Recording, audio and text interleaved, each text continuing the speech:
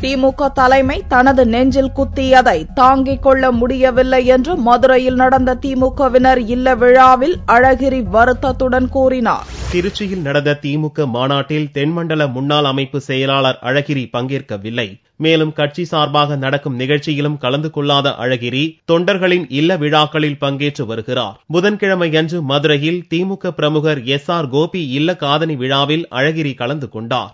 அப்போது பேசிய அவர், இங்கு காது குத்தும் போது வலி தாங்க முடியாமல் எப்படி அந்த குழந்தை அழுததோ அதே போன்று கட்சி தலைமை எங்களை நெஞ்சில் குத்தியதையும் தாங்கிக் கொள்ள முடியவில்லை என்று கூறினார்.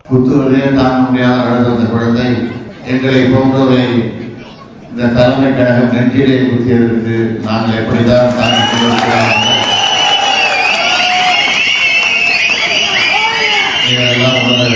கழகத்திற்காக உழைக்கின்ற தம்பிமார்களை எல்லாம் இப்படி உதாசனப்படுத்தினால் நாம் தேர்தலை எப்படி சந்திக்க முடியும் என்பதை மட்டும் கலைஞருடைய கவனத்திற்கு நான் இந்த நேரத்திலே இந்த திருமணத்தின் மூலம் கொண்டு வர கடமைப்பட்டிருக்கிறேன். மேலும் எந்த குற்றமும் செய்யாமல் தண்டனை அனுபவிப்பது குறித்து நியாயம் கேட்க போனால் கட்சியிலிருந்து நீக்கப்படுவதாகவும் பல நிர்பந்தங்களால் திமுக தலைவர் கருணாநிதி இதுபோன்ற முடிவுகளை எடுப்பதாகவும் அழகிரி கூறினார்.